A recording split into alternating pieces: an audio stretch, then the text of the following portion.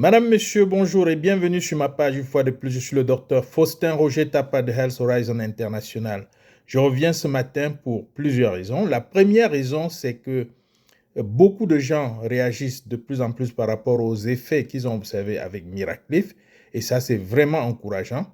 De deux, Miraclif est tombé en rupture, quelque chose qu'on n'a pas eu depuis un certain temps.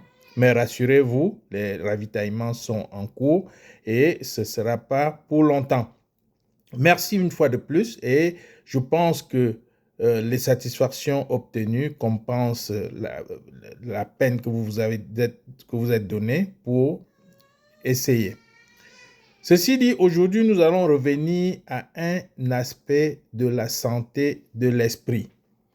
La santé de l'esprit, souvenez-vous, on a parlé de ça la dernière fois, c'est les décisions que nous prenons par rapport à notre vie et les décisions qui ont un impact direct sur notre état de santé. Aujourd'hui, nous allons nous intéresser à un aspect qui regarde pratiquement toutes les sociétés africaines en Afrique au sud du Sahara et qui est un frein sérieux au développement de ces régions. Vous avez remarqué que dans nos pays, on regarde le gouvernement, on regarde l'État, on regarde ce qu'ils ont fait, on regarde ce qu'ils n'ont pas fait. On attend qu'ils fassent ce qu'ils doivent faire. Même quand devant notre porte, la maladie va nous tuer, on ne touche pas parce qu'on attend que l'État vienne faire son travail. On attend que l'État trouve du travail pour nos enfants qui sortent de l'école. On attend que l'État nous trouve des solutions pour nos retraites. On attend que l'État nous trouve des solutions pour nos emplois. C'est un phénomène assez dangereux qui a miné nos sociétés depuis les années d'indépendance et qui continue. Vous ne pouvez pas regarder la même chose, attendre de cette chose un résultat qui ne vient pas et continuer à regarder cette chose de la même façon. C'est-à-dire que vous ne pouvez pas faire les mêmes choses et vous attendez les mêmes résultats. C'est comme si vous ne jouez jamais à la loterie, mais au fil des ans, vous attendez gagner la loterie. Vous vous rendez compte que dans un pays où l'État fait dépenser des énormes sommes pour la formation, pour l'éducation des enfants, et qui n'assure pas les emplois à la fin de la formation, les gens devaient développer des mécanismes de sortie. C'est-à-dire, qu'est-ce qu'on fait effectivement à la sortie? Cet enfant sur qui on a mis 1 million par an, qu'est-ce qui va se passer quand il finit? Est-ce qu'on va attendre qu'on l'emploie, si oui, pour 80 000 francs le mois, ou alors on va trouver une autre solution alternative qui peut l'aider à se battre? Vous avez remarqué chez nous, les petits métiers dans nos pays différents sont occupés par des gens qui sont venus d'ailleurs. Et tenez-vous tranquille, ces petits métiers font vivre l'homme et font progresser.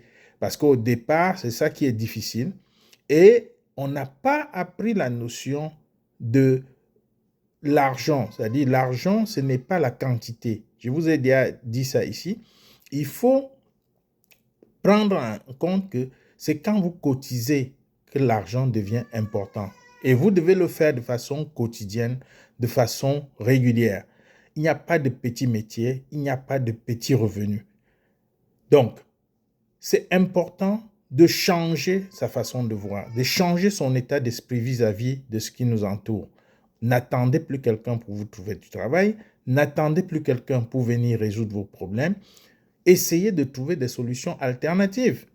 Et ça, depuis qu'on en parle, on a remarqué que ces derniers temps, les traitements alternatifs à base de plantes prennent de l'ampleur, ce qui n'était pas avant, ce qui était à votre portée, et vous passiez le temps à attendre les plateaux techniques sophistiqués des hôpitaux.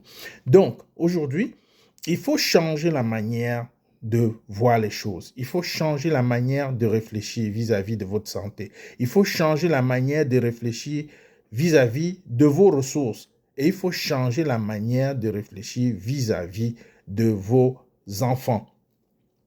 Donc, je suis le docteur Faustin Roger Tapa. Je revenais surtout aujourd'hui pour remercier les gens qui nous ont fait du retour par rapport à Miraclif et vous dire que grâce à vous, on a eu une des rares ruptures sur le marché, mais que les ravitaillements sont en cours et ça ne va en aucun cas interrompre la distribution. Merci une fois de plus et à très bientôt.